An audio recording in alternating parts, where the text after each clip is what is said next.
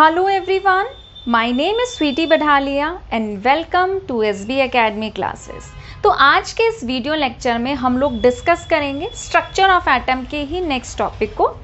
Last video lecture में हम लोगों ने डिस्कस किया था कि कैसे रदरफोर्ड एक्सपेरिमेंट जो था या रदरफोर्ड मॉडल जो था वो फेल हो गया था, क्या क्या बातें थी जिसका रीज़न या एक्सप्लेनेशन रदरफोर्ड नहीं दे पाए थे।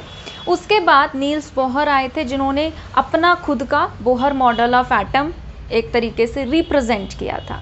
आज इस वीडियो लेक्चर में हम लोग ये चीज़ें डिस्कस करेंगे कि क्या क्या बोहर मॉडल ने एक्सप्लेन कर दिया और उनके मॉडल में वो एज अ सक्सेसेस क्या क्या बातें बनकर आई। तो सबसे पहली बात जो है वो ये है, लिखते जाइए, बोहर्स एटॉमिक मॉडल, बोहर का जो एटॉमिक मॉडल था explained the stability of an atom. Bohr's atomic model explained the stability of an atom. अगर आप ध्यान दें तो रदरफोर्ड के ड्रॉबैक्स में, लिमिटेशन में हम लोगों ने ये चीज़ डिस्कस की थी कि जो रदरफोर्ड थे वो फेल हो गए थे एक्सप्लेन करने के लिए कि अगर हम एटम की स्टेबिलिटी की बात करें तो एटम कैसे स्टेबल रह सकता है।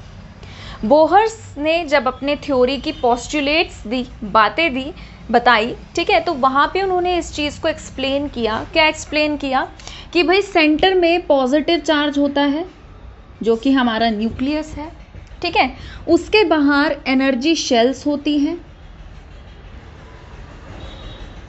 और उन शेल्स में इलेक्ट्रॉन जो है वो घूमते रहते हैं। और उन्होंने कहा कि जब तक इलेक्ट्रॉन अपनी इस पर्टिकुलर शेल में घूम रहा है, जब तक वो अपनी शेल में अपने एनर्जी लेवल में घूम रहा है तो वो कोई भी एनर्जी का चेंज नहीं करता। लास्ट वीडियो लेक्चर में भी मैंने डिस्कस किया था कि अगर इस इलेक्ट्रॉन को जंप मार के यहाँ जाना है, देखिए इस ऑर्बिट की एनर्जी कुछ और है, इस ऑर्बिट की एनर्जी कुछ और है। अगर इलेक्ट्रॉन चाहता है कि वो यहाँ से यहाँ आ जाए तो उसे अपनी एनर्जी में चेंज करना पड़ेगा। अगर वो लो एनर्जी से हाई एनर्जी में आना चाहता है, एनर्जी को एब्जॉर्ब करेगा और फिर जंप मार के E2 में आएगा, ठीक है। अगर ये इलेक्ट्रॉन, मान लीजिए यहाँ पे कहने का मतलब ये है कि मान लीजिए यहाँ पे पहली शेल में 2 इलेक्ट्रॉन आते हैं तो अज्यूम करो कि भाई यहाँ पे नहीं है और यहाँ से हाई एनर्जी से लो में जाना है, ठीक है। तो अब हाई एनर्जी से अगर लो एनर्जी में इलेक्ट्रॉन जाना चाहता है तो वो क्या करेगा, एनर्जी को एमिट करेगा। तो जो मैक्सवेल थे, मैक्सवेल ने ये कहा था कि अगर अट्रैक्टिव फोर्स कहीं पर रहती है, ठीक है, और कोई 4 स्पीशीज जो है वो रोटेट करती है तो वो एनर्जी को एमिट करती है in the form of electromagnetic radiation. तो यही चीज़ जब रदरफोर्ड से पूछी गई थी तो वो इस चीज़ का एक्सप्लेनेशन नहीं दे पाए थे कि भाई इलेक्ट्रॉन जो है वो एनर्जी क्यों नहीं एमिट कर रहा, इलेक्ट्रॉन भी तो घूम रहा है। बोहर ने कहा कि ठीक है भैया, इलेक्ट्रॉन है वो घूम रहा है, पर जब तक इलेक्ट्रॉन अपने खुद के ऑर्बिट में है तब तक उसकी एनर्जी में कोई चेंज ही नहीं आ रहा। उसकी एनर्जी में तो चेंज तब आता है जब वो लो से हाई में जाए या फिर हाई से लो में जाए। अगर वो अपने ही ऑर्बिट या अपने ही एनर्जी लेवल में घूम रहा है तो उसकी एनर्जी में कोई चेंज नहीं आता है। इसीलिए इलेक्ट्रॉन जो है वो एनर्जी को एमिट ही नहीं कर रहा। जब भाई चेंज ही नहीं आ रहा है तो कहाँ से रेडिएशन एमिट करेगा, समझ रहे हो, ठीक है। तो इस तरीके से उन्होंने एक्सप्लेन किया क्या कि भाई एटम जो है वो कैसे स्टेबल रहता है। एटम ऐसे स्टेबल रहता है कि इलेक्ट्रॉन अपने ही ऑर्बिट में अपने ही एनर्जी लेवल में घूमते रहते हैं और जब तक वो अपने एनर्जी लेवल में घूमते हैं तब तक उनकी एनर्जी में कोई भी चेंज नहीं आता, अनलेस एंड अनटिल जब तक वो जंप ना करें। जंप करेंगे तो ऑब्वियस सी बात है एनर्जी में चेंज आएगा, बट जब तक अपने ऑर्बिट में है एनर्जी में कोई चेंज नहीं आएगा, ठीक है। अगर हम लोग सेकेंड सक्सेसेस की बात करें तो वो क्या है, लिखिए, Bohr's atomic model successfully explained, लिख लेना आप लोग, ठीक है, successfully explained the spectrum of hydrogen atom. अब ये भी देखो रदरफोर्ड के टाइम पे एक मुद्दा था, इसका भी बहुत बढ़िया एक्सप्लेनेशन दिया नील्स बोहर ने। नील्स बोहर ने क्या कहा कि अच्छा, अगर आप लोगों ने पिछले वीडियो लेक्चर नहीं देखे हैं तो देखिए, ठीक है, फिर भी मैं आपको एक थोड़ा सा ओवरव्यू दे देती हूँ कि होता क्या है। बेसिकली होता ये है कि हम लोग जैसे कोई हमने डिस्चार्ज ट्यूब ली, ठीक है, और डिस्चार्ज ट्यूब में हम लोग क्या करते हैं, किसी भी गैस को सपोज हमने भर दिया और हम इलेक्ट्रिक स्पार्क देते हैं, फिर वहाँ से रेडिएशन निकलती है, उस रेडिएशन को हम प्रिज्म में से पास कराते हैं तो हमें कलर बैंड दिखाई देता है, ठीक है, हमें क्या दिखाई देता है, कलर बैंड दिखाई देता है, जिसको हम स्पेक्ट्रम कहते हैं। तो यहाँ पे जो मैंने स्पेक्ट्रम ऑफ हाइड्रोजन एटम लिखा है, इसका मतलब यही है कि हाइड्रोजन का कलर बैंड जो आता है, ठीक है, तो जो वो कलर बैंड आता है उसमें हमें वेरियस कलर्स दिखाई देते हैं। ऐसे हम अलग अलग एटम्स का निकाल के देख सकते हैं, ठीक है। तो होता क्या है कि जब हमने हाइड्रोजन एटम का देखा तो हमें भाई मतलब स्टार्टिंग में पहले कोई और सीरीज दिखी, फिर हमें दूसरी कोई और सीरीज दिखी, ऐसे करके करते करते हमें 5 सीरीज दिखाई दी, ठीक है, जिसका नाम जो है लाइमन, बामर, पास्कन, ब्रैकेट, पुफन, ये सब होता है। तो होता क्या है, बेसिकली होता ये है कि जैसे suppose if we are talking about hydrogen atom, centre में न्यूक्लियस है जो कि पॉजिटिवली चार्ज्ड है, उसके बाहर शेल्स हैं, उसके बाहर क्या है, शेल्स हैं, ठीक है। अब पहली शेल में एक इलेक्ट्रॉन है, पहली शेल में एक इलेक्ट्रॉन है। हाइड्रोजन एटम की बात करें तो उसमें तो होता ही एक इलेक्ट्रॉन है। इस शेल की कुछ एनर्जी है E1, ठीक है, इस शेल की कुछ एनर्जी है E2, थर्ड शेल जो है उसकी एनर्जी है कुछ E3, फोर्थ एनर्जी शेल जो है उसकी एनर्जी है कुछ E4। जब तक इलेक्ट्रॉन अपने ऑर्बिट में घूम रहा है आराम से, मजे से, इसकी एनर्जी में कोई चेंज नहीं आ रहा, ठीक है। जो लेवल, एनर्जी लेवल हमारा न्यूक्लियस के सबसे पास होता है, उसकी एनर्जी सबसे कम होती है और उसे हम कहते हैं ग्राउंड स्टेट।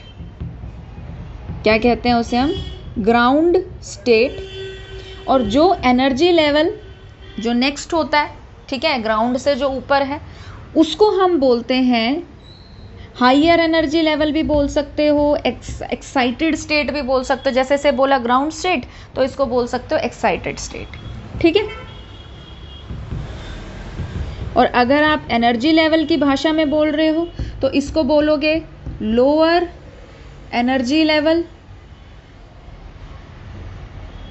और इसको आप बोलोगे हाइयर एनर्जी लेवल। इतनी बात क्लियर है, ठीक है। तो अब देखो, मैं इसको यहाँ पे ऐसे बना रही हूँ कि आपका एक ग्राउंड लेवल है बेटा, ग्राउंड एनर्जी लेवल है, ग्राउंड स्टेट है, और एक आपका एक्साइटेड स्टेट है। यहाँ पे है हमारा इलेक्ट्रॉन, यहाँ पे क्या है हमारा इलेक्ट्रॉन। आप चाहो तो इसको ऐसे भी बना सकते हो, आप चाहो तो इसको ऐसे भी रिप्रेजेंट कर सकते हो, कोई दिक्कत वाली बात नहीं है, जैसे आपकी इच्छा हो आप वैसे बना सकते हो। ग्राउंड स्टेट में जब तक इलेक्ट्रॉन है आराम से मजे से घूम रहा है, इसकी एनर्जी है E1, इसकी एनर्जी है E2। इसने एनर्जी को एब्जॉर्ब किया, एनर्जी खुद की भी थी, फिर इसने बाहर से भी एनर्जी एब्जॉर्ब कर ली, तो इसकी जो एनर्जी है वो बढ़ गई।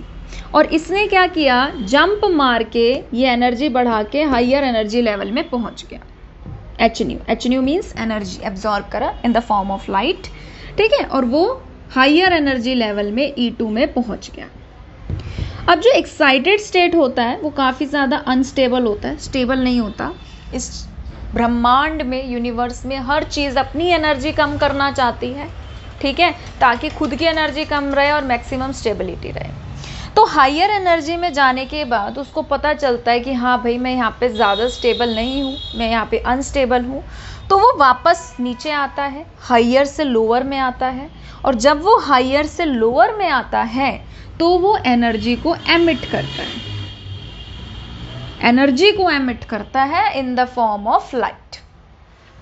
फिर जब हम उसको देखते हैं, ठीक है, अलग अलग रीजन में, तो हमें कलर्स दिखाई देते हैं। जैसे विजिबल रीजन में देख रहे हैं तो विबग्योर के हिसाब से हमें कलर्स दिखाई देंगे। कैसे दिखाई देंगे, देखो, यहाँ पे आपने इससे पहले वो पढ़ा था प्लैंक्स क्वांटम थ्योरी, वहाँ पे आपने पढ़ा था कि जो E होता है वो बराबर होता है h न्यू की, ठीक है।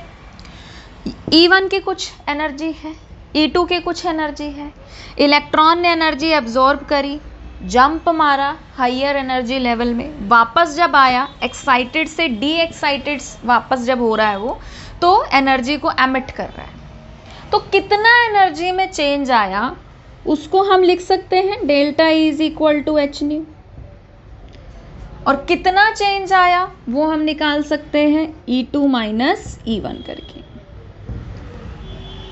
सिंपल सी बात है, मेरे पास 10 रुपए थे, थोड़ी देर बाद 20 रुपए हो गए, कितना चेंज आया? 20 माइनस 10 करोगे तो 10। पहले कितनी एनर्जी थी, बाद में कितनी एनर्जी हुई, फाइनल माइनस इनिशियल करोगे, चेंज आ जाएगा। क्लियर है? तो E2 माइनस E1 करेंगे तो वो h न्यू के बराबर, h को यहां ले आइए, क्या बन जाएगा? Nu is equal to E2 minus E1 by h, ठीक है। न्यू क्या होता है? न्यू होता है हमारा c बाय लैम्डा। न्यू क्या होता है हमारा? c by lambda. c by lambda को यहाँ पुट कर दीजिए, क्या बन जाएगा ये? c by lambda is equal to E2 minus E1 upon h। Wavelength को वहाँ ले जाइए, इस पूरी टर्म को यहाँ ले आइए, तो ये क्या बन जाएगा? Wavelength is equal to HC upon E2 minus E1। इसको यहाँ ले गए, ठीक है, HC आ गया, इसको यहाँ ले आए, इसको वहाँ ले गए, तो ये आपके पास एक रिलेशन आ गया कि अगर आप वेवलेंथ निकालना चाहते हैं तो देखिए उसका फॉर्मूला क्या होता है? HC upon E2 minus E1। अब H क्या है? प्लैंक्स कांस्टेंट, मतलब कि एक कांस्टेंट वैल्यू है। C क्या है? Velocity of light, that is also a constant value. तो ऊपर न्यूमरेटर पार्ट में तो कांस्टेंट ही वैल्यू है जो आपकी हर केस में फिक्स आएगी। H की वैल्यू तो कभी चेंज नहीं होनी, वेलोसिटी ऑफ लाइट भी, स्पीड ऑफ लाइट भी कभी चेंज नहीं होनी, तो ये तो फिक्स है, ये तो हमेशा हर केस में सेम आएगा। अगर कुछ चेंज आता है तो वो किस में आता है? एनर्जी में, और एनर्जी चेंज होगी तो आपके लैम्डा की वैल्यू चेंज होगी, और उस रिस्पेक्ट में आपको जब लैम्डा की वैल्यू पता चलेगी तो आपको कलर भी पता चलेगा। क्लियर है? ठीक है। तो अब देखो हम ये कह रहे हैं कि बोहर्स एटॉमिक मॉडल ने एक्सप्लेन किया स्पेक्ट्रम ऑफ हाइड्रोजन एटम। उन्होंने क्या कहा कि जब हम हाइड्रोजन एटम की बात करते हैं तो जब तक पहली शेल में इलेक्ट्रॉन घूम रहा है उसकी एनर्जी में कोई चेंज नहीं आ रहा। अगर वो ग्राउंड स्टेट से एक्साइटेड स्टेट में जा रहा है, ठीक है, तो वो क्या करेगा? एनर्जी को एब्जॉर्ब करेगा, जंप करके हायर में जाएगा, हायर से जब वापस लो में आएगा तो एनर्जी को एमिट करेगा in the form of radiation, और वहाँ से हम एनर्जी की वैल्यू पुट करके लैम्डा की वैल्यू निकाल सकते हैं, और लैम्डा की वैल्यू से हमें ये पता चल जाएगा कि वो कौन से स्पेक्ट्रम के कौन से रीजन में लाई कर रहा है। यूवी में लाई कर रहा है, IR रीजन में लाई कर रहा है, विजिबल रीजन में लाई कर रहा है, कहाँ लाई कर रहा है।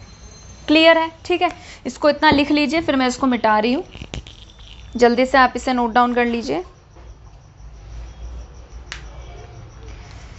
ठीक है, अब देखो यहां से एक सवाल आता है, और यहां से एक सवाल क्या आता है, जो जो पॉसिबल क्वेश्चंस है हम लोग उसको डिस्कस करेंगे।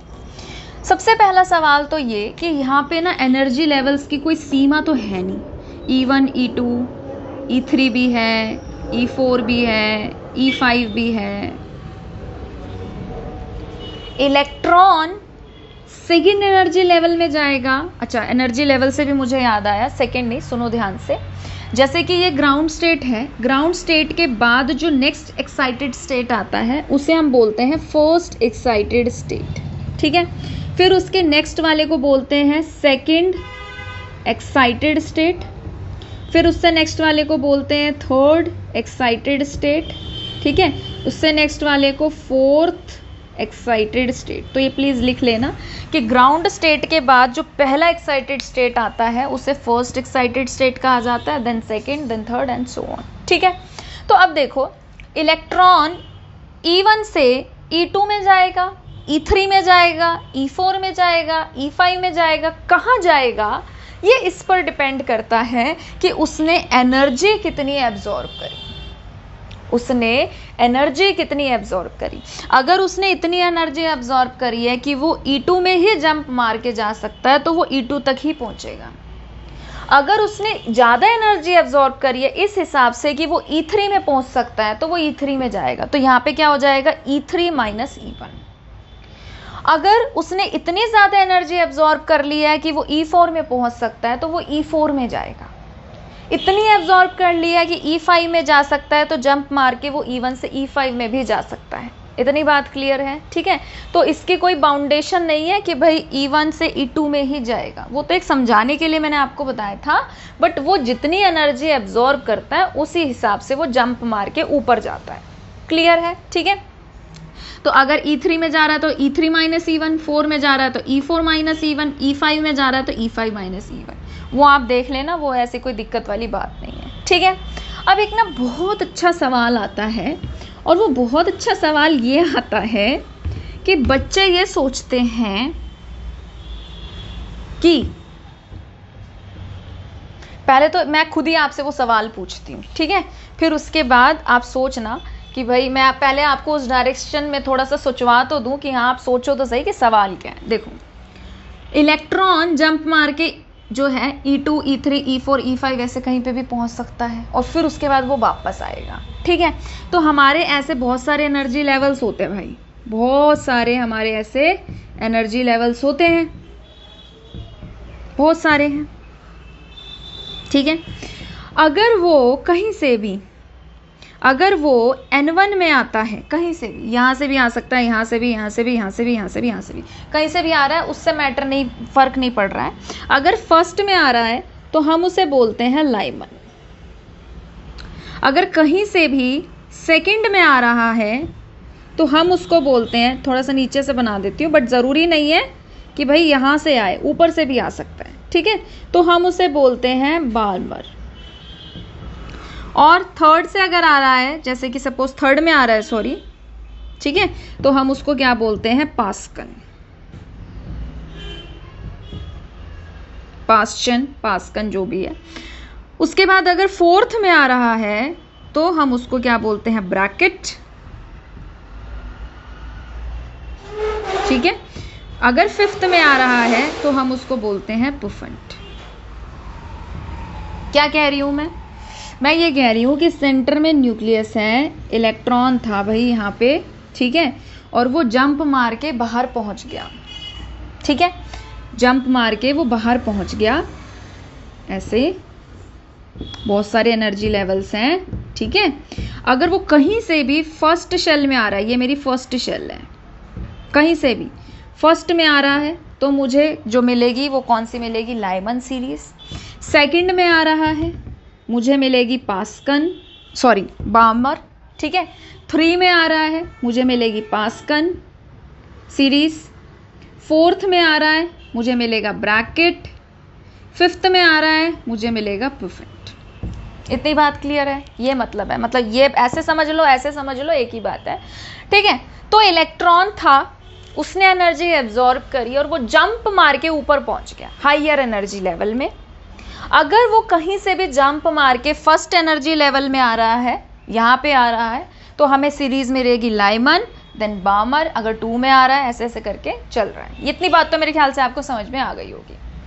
Now the question is this कि हाइड्रोजन एटम में होता तो एक ही इलेक्ट्रॉन है, सिंगल इलेक्ट्रॉन है।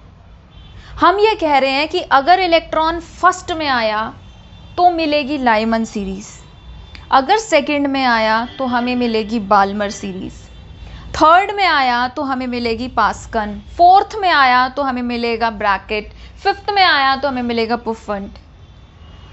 पर हाइड्रोजन के पास इलेक्ट्रॉन तो एक ही है, तो हमें ये ऐसी 5-5 सीरीज कैसे मिल रही है भाई? अगर एक सिंगल इलेक्ट्रॉन है, क्वेश्चन है ये, ठीक है, समझो इसको ध्यान से, सोचने वाली बात है कि अगर सिंगल इलेक्ट्रॉन है तो वो कैसे इतनी जगह प्रेजेंट होकर अलग अलग सीरीज दे रहा है। हमें तो एक ही सीरीज मिलनी चाहिए बट हमें तो 5 मिलती हैं। तो दिस इज माय क्वेश्चन। आप वीडियो को पॉज कर सकते हैं, 2 सेकंड का ब्रेक ले सकते हैं और आप सोच सकते हैं कि ऐसे कैसे हो रहा है। ठीक है, क्वेश्चन ये था। क्वेश्चन समझाने के लिए मैंने आपको ये बना के दिखाया था कि ये क्वेश्चन है कि अगर हाइड्रोजन में इलेक्ट्रॉन ही एक है तो हमें 5-5 सीरीज कैसे मिलती हैं। तो हमें ये 5-5 सीरीज कैसे मिलती हैं। अच्छा क्वेश्चन है। तो देखिए बेटा, हाइड्रोजन का एक एटम होता है जिसके अंदर एक इलेक्ट्रॉन होता है, बट किसी ने सीमा तो नहीं बांधी है कि जब आप स्पेक्ट्रम निकालोगे तो स्पेक्ट्रम में आपको एक एटम ही लेके चलना है। अगर आप ध्यान करो, याद करो, या पिछले वीडियो लेक्चर में जाके आप देख भी लेना, जब मैंने आपको स्पेक्ट्रम पढ़ाया था तो मैंने आपको इस तरीके की एक डिस्चार्ज ट्यूब बताई थी कि भाई हम इस तरीके की एक डिस्चार्ज ट्यूब लेते हैं और उस डिस्चार्ज ट्यूब में हम हाइड्रोजन गैस भरते हैं। हमने गैस भरी है, गैस। उस गैस के अंदर अनगिनत सीमा में हाइड्रोजन के एटम्स प्रेजेंट हैं। एक एटम थोड़ी है, बहुत सारे एटम है हमारे पास। और किसने कहा है कि जब हम इलेक्ट्रिक डिस्चार्ज दे रहे हैं या हीट कर रहे हैं, व्हाटएवर सो, किसी भी मीडियम से अगर हम एनर्जी दे रहे हैं, तो किसने कहा है तुम्हें ये कि सारे एटम एक ही टाइप की एनर्जी एब्जॉर्ब करेंगे। यहाँ पे हमने गैस भरी है, इस गैस के अंदर बहुत सारे एटम्स हैं। कोई ज़्यादा एनर्जी एब्जॉर्ब कर रहा है हाइड्रोजन का एटम, कोई कम एनर्जी एब्जॉर्ब कर रहा है, कोई मीडियम एनर्जी एब्जॉर्ब कर रहा है। जो जिस हिसाब से एनर्जी एब्जॉर्ब करेगा उसका इलेक्ट्रॉन उसी हिसाब से एनर्जी वाले, हायर एनर्जी वाले लेवल पे जंप मारेगा और फिर वहाँ से वापस आएगा। समझ रहे हो? तो इसीलिए बहुत सारे हाइड्रोजन के एटम हैं, बहुत सारे हाइड्रोजन के एटम है, सब में एक एक इलेक्ट्रॉन प्रेजेंट है। हर कोई अलग अलग अमाउंट में एनर्जी को एब्जॉर्ब कर रहा है, जंप मार रहा है और फिर जिस हिसाब से वो आ रहा है उस हिसाब से वो सीरीज दे रहा है। तो कोई पास्कन सीरीज दे रहा है, कोई लाइमन सीरीज दे रहा है, कोई बाल्मर सीरीज दे रहा है। इस तरीके से हमें 5 सीरीज हाइड्रोजन एटम की मिलती है। ठीक है, क्लियर है? तो इस चीज़ को भी बहुत अच्छे से एक्सप्लेन किया बोहर्स ने। तो बोहर्स ने मतलब एक तरीके से रदरफोर्ड जिन जिन बातों का एक्सप्लेनेशन नहीं दे पाए थे, रदरफोर्ड ने बहुत अच्छे तरीके से एक्सप्लेनेशन दिया। जैसे कि पहले पॉइंट में उन्होंने बताया कि एटम कैसे स्टेबल होता है। भाई एनर्जी क्यों नहीं लूज़ कर रहा? एनर्जी इसलिए नहीं लूज़ कर रहा क्योंकि जब तक वो अपने ऑर्बिट या शेल में घूम रहा है उसमें कोई चेंज नहीं आ रहा। जब चेंज नहीं आ रहा, एनर्जी फिक्स है, तो कहाँ से लूज़ करेगा? और जब लूज़ ही नहीं कर रहा तो क्यों अनस्टेबल होगा? स्टेबल रहेगा और बड़े आराम से। ठीक है। सेकंड में उन्होंने ये बताया कि भाई हाइड्रोजन का एटॉमिक स्पेक्ट्रम जो है वो हमें कैसे मिलता है। जो मैंने अभी जितनी भी चीज़ें डिस्कस करी कि भाई हाइड्रोजन एटम है, उसमें एक इलेक्ट्रॉन होता है, वो एनर्जी एब्जॉर्ब करके एक्साइटेड स्टेट में जाता है और जब वो वापस आता है तो एनर्जी को एमिट करता है। फिर कैसे हम रिलेशन से बता सकते हैं कि लैम्डा की क्या वैल्यू आएगी। इलेक्ट्रोमैग्नेटिक स्पेक्ट्रम होता है हमारा, लैम्डा की वैल्यू वहाँ से कंपेयर करके हम बता सकते हैं कि भाई ये, अब देखो हम तो विजिबल रीजन में देख सकते हैं ना नेक्ड आई से। विजिबल रीजन में हमें तो विबग्योर कलर ही दिखता है। अब कोई यूवी में जाके फॉल कर रहा है, हमको कैसे दिखाई देगा? तो हम लैम्डा की वैल्यू से पता कर सकते हैं कि भाई ये वाली जो रेडिएशंस है हमारी वो यूवी में आ रही हैं। अब तो देखो खैर स्पेक्ट्रोस्कोपी टेक्निक्स आ गई हैं, ठीक है, IR UV वगैरह इतने टाइम से, तो वो भी बहुत हेल्पफुल हैं। पर मैं आपको एक तरीका बता रही हूँ कि मैथमेटिकली जब हम एनर्जी से लैम्डा की वैल्यू निकाले तो हमें एक आइडिया लग जाता है कि ये इस रीजन में फॉल कर रहा है। ठीक है। फिर उसके बाद उन्होंने क्या चीज़ बताई, ये चीज़ भी बताई कि भाई जैसे हाइड्रोजन है, जो मैं अभी आपको बोल रही थी कि भाई हाइड्रोजन है तो 5 सीरीज़ देता है और वो 5 सीरीज़ किस हिसाब से देता है। ठीक है, ठीक है। तो मैंने ये आप लोगों के लिए लिख दिया है, आप इसे प्लीज़ नोट डाउन कर लीजिए कि अगर सेकंड, थर्ड, फोर्थ में कहीं से भी इलेक्ट्रॉन अगर फर्स्ट एनर्जी शेल में या लेवल में आ रहा है उसे लाइमन सीरीज़ कहते हैं। सेकंड में अगर आ रहा है कहीं से भी तो बाल्मर सीरीज़ कहते हैं। थर्ड में आ रहा है तो पास्कन कहते हैं। फोर्थ में आ रहा है तो ब्रैकेट कहते हैं। फिफ्थ में आ रहा है तो पुफेंट सीरीज़ कहते हैं। ठीक है। एक साइंटिस्ट थे, उन्होंने हम्फ्रे करके तो उन्होंने एक नई सीरीज़ भी दी थी और उससे रिलेटेड उन्होंने एक फॉर्मूला, एक एक्सप्रेशन भी दिया था, वो भी मैं लिख दूंगी, बट उससे पहले आप इसे नोट डाउन कर दीजिए। ठीक है। तो ये आपके नॉलेज के लिए है, ये पेपर में नहीं आता, पेपर में आपके 5 सीरीज़ ही आती है, बट ये थोड़ा सा नॉलेज प्लस के लिए है कि एक साइंटिस्ट थे जिनका नाम था कर्टिस जे हम्फ्री था, I don't know, please ignore करना अगर प्रोनाउंसिएशन गलत हो तो माफ़ कर देना। तो ईयर 1953 में इन्होंने एक रिलेशन दिया, ठीक है। रिलेशन यही है जो ऑलरेडी हम लोग पढ़ते आ रहे हैं, रिडबर्ग कांस्टेंट है और फॉर्मूला क्या होता है 1/n1 का स्क्वायर माइनस 1/n2 का स्क्वायर होता है, ठीक है। तो यहाँ पे इन्होंने क्या कहा कि भाई किसी भी हायर एनर्जी लेवल से अगर इलेक्ट्रॉन जंप मार के हायर से, ठीक है, ऊपर से अगर जंप मार के अगर वो 6th शेल में आता है तो हमें हेम्फ्रे सीरीज जो है वो ऑब्टेन होती है, ठीक है। फिर उन्होंने कहा कि अगर आप उसका न्यू बार निकालना चाहते तो RH इंटू में 1/6 स्क्वायर माइनस 1/n2 का स्क्वायर कर सकते हैं। n2 आपका कुछ भी हो सकता है, 7, 8, 9, 10, ठीक है। और ये जो सीरीज है ये हमें फार इंफ्रारेड रीजन में मिलती है, फार इंफ्रारेड रीजन, ठीक है। लिख लीजिए इसको, ये सिर्फ आपकी नॉलेज के लिए था, ठीक है। तो चलिए अब हम एक बहुत ही अच्छी क्वालिटी का क्वेश्चन डिस्कस करते हैं। जैसे कि फॉर एग्जांपल मान लीजिए बेटा कि we are talking about Lyman series, ठीक है। हम लाइमन सीरीज की बात कर रहे हैं और हम ये कह रहे हैं कि लाइमन सीरीज है और इलेक्ट्रॉन 5th शेल से जा रहा है 1st शेल में, ठीक है। ऐसा भी हो सकता है आपको n1 की तो वैल्यू बोले ही ना, क्योंकि लाइमन सीरीज बोल दी है, पता ही है लाइमन का मतलब कि 1 में जाएगा। ये हो सकता है कि सिर्फ n = 5 बोल के और कह दे कि लाइमन सीरीज है, ठीक है। और आपसे क्वेश्चन ये पूछा है कि बताइए आपको कितनी एमिशन लाइंस मिलेंगी, कितनी एमिशन लाइंस आपको मिलेंगी।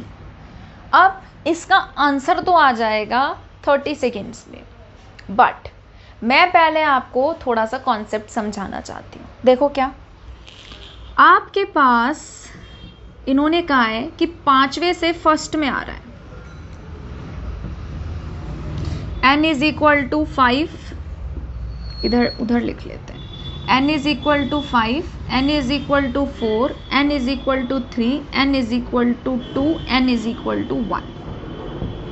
ये कह रहे हैं कि 5th शेल से इलेक्ट्रॉन 1st में आ रहा है, आप बताओ आपको कितनी एमिशन लाइंस मिलेंगी, ठीक है। सोचिए ध्यान से। अब देखो पहली पॉसिबिलिटी ये है कि 5th से सीधा 1st में आ जाए। चलो ऐसे नहीं, इसको इस तरीके से समझते हैं, थोड़ा सा और आसान कर देते हैं आपके लिए, थोड़ा आपको समझने में आसानी रहेगी। मान लीजिए 5th में इलेक्ट्रॉन है और 5th से 4th में आ जाए, हो सकता है कि 5th से कहाँ आ जाए 4th में। ऐसा हो सकता है कि 5th से 3rd में आ जाए, ऐसा हो सकता है कि 5th से 2nd में आ जाए, ऐसा हो सकता है कि 5th से 1st में आ जाए, ठीक है। अगर 5th से देखो ऐसे, मतलब कहने का मतलब क्या है, आप बोलोगे कि मैम जाना तो 1 में है, मुझे पता है जब 1 में जाना है, बट ऐसा भी हो सकता है ना, स्टेप्स मैंडेटरी नहीं है, स्टेप्स की कोई लिमिटेशन नहीं है कि भाई ये सीधा यहीं आएगा। तरीके बता रही हूँ मैं, पॉसिबिलिटी कि 5th से 4th में आया, उसके बाद आगे का भी ट्रैक की हम बात करेंगे। तो 5th से कहाँ कहाँ जा सकता है मैंने बता दी पॉसिबिलिटी कि 5th से 4th में भी जा सकता है, 5th से 3 में भी जा सकता है, 2 में भी जा सकता है और डायरेक्ट 1 में भी जा सकता है। अब आते हैं यहाँ से आपको कितनी लाइंस मिली, 4 लाइंस, इनकी तो आपको 4 लाइंस मिलेंगी।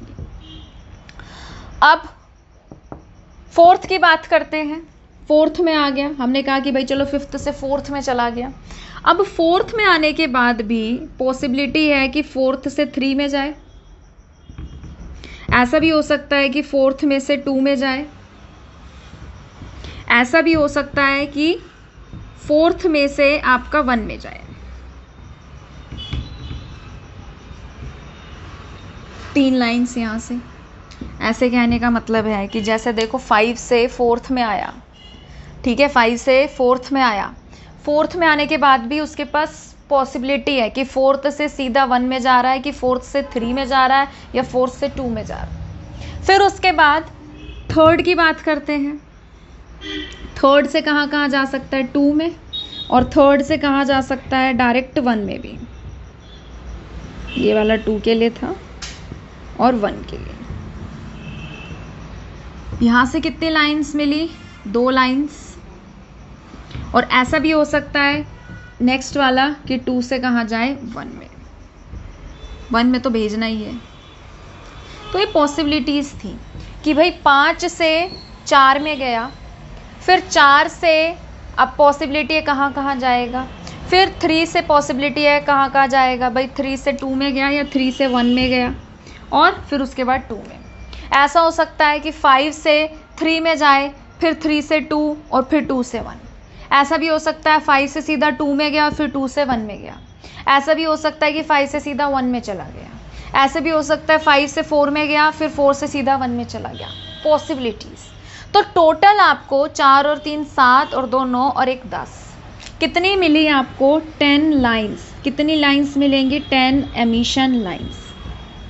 मुझे आपको सिर्फ ये प्रोसीजर समझाना था। इस प्रोसीजर से फॉर्मूला तो देखो मैं बता दूंगी, 30 सेकेंड्स नहीं लगेंगे फॉर्मूला लिखने में, और आपको 30 सेकेंड से भी ज़्यादा का टाइम नहीं लगेगा आंसर निकालने में। आंसर तो आ जाता है। ये मैंने क्यों समझाया? ये मैंने इसलिए समझाया ताकि आपके दिमाग में ये बात घुसे, अगर अभी तक आपको समझ में नहीं आई है ये बात, कि इलेक्ट्रॉन के पास कोई रेस्ट्रिक्शन नहीं होती कि वो उस एनर्जी लेवल से उस एनर्जी लेवल में जाएगा। समझ रहे हो? आप इलेक्ट्रॉन को नहीं कह सकते कि ठीक है 5 से फर्स्ट में जाना है तो सीधा चला जा। इलेक्ट्रॉन कोई सा भी पाथ ले सकता है, कोई सा भी रास्ता चुन सकता है। समझ रहे हो? तो इस वजह से हमें एक एमिशन लाइन नहीं मिलेगी। इस केस में हमें कितनी एमिशन लाइन मिलेगी? 10। तो वो 10 कहाँ से आ रही है वो मैं आपको समझा रही हूँ इससे, कि यहाँ से आ रही है 10। क्लियर है? ठीक है। अब हम बात करते हैं, ये बस मेरे को थोड़ा सा आपको कॉन्सेप्ट सिखाना था। अब हम बात करते हैं कि आंसर कैसे आ सकता है। आंसर देखिए ऐसे आ जाएगा। एक फॉर्मूला होता है एमिशन लाइंस निकालने का, और वो फॉर्मूला आप लिख लीजिए। वो फॉर्मूला होता है n2 माइनस n1 n2 में n2 minus n1 plus 1 divided by 2। ठीक है।